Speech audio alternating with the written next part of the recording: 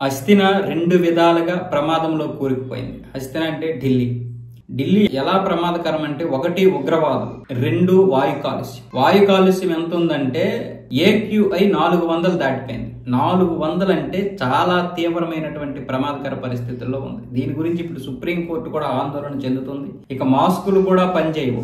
ఎక్కడికక్కడ ఎవరికి వారు వర్క్ ఫ్రం హోమ్ చేసుకోండి, అలాగే వర్చువల్ గా హాజరవ్వండి కోర్టుకు కూడా అని లాయర్లకైతే ఆదేశాలు జారీ చేసింది. అలాగే పంజాబ్, హర్యానా రైతులకైతే ఆదేశాలు జారీ చేసింది. అలాగే అధికారులు కూడా ఇది ఎంతవరకు వాళ్ళు సక్సెస్ అయ్యారు, ఎంతవరకు దీన్ని పాటిస్తున్నారు, ప్రభుత్వం అలాగే రైతులు ఎంతవరకు దీన్ని పాటిస్తున్నారని కూడా నివేదికలు ఇవ్వమని చెప్పింది. అంటే ఈ వరి పొలాలు ఉంటాయి కదా, ఈ వరి పొలాల్ని తగలబెట్టేసి దాని వల్ల కూడా కాలుష్యం ఎక్కువైపోతుంది. ఇక పంటలు కోతకు వస్తాయి. కోతకు వచ్చిన తర్వాత వీళ్ళు ఒడ్లు, ఈ వరి ధాన్యం ఉంటది కదా, ఈ ధాన్యం తీసిన తర్వాత ఆ గడ్డి ఏదైతే ఉంటుందో ఆ గడ్డిని దగ్ధం చేసేస్తున్నారు.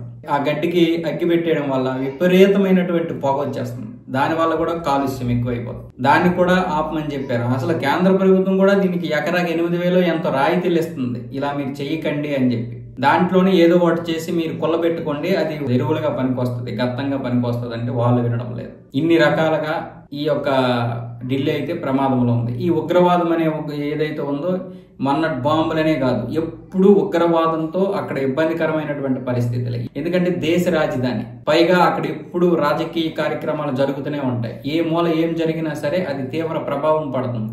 కాబట్టి ఇప్పుడున్నటువంటి పరిస్థితుల్లో ఇలాంటి డబుల్ డేంజర్ లో ఉంది ఢిల్లీ.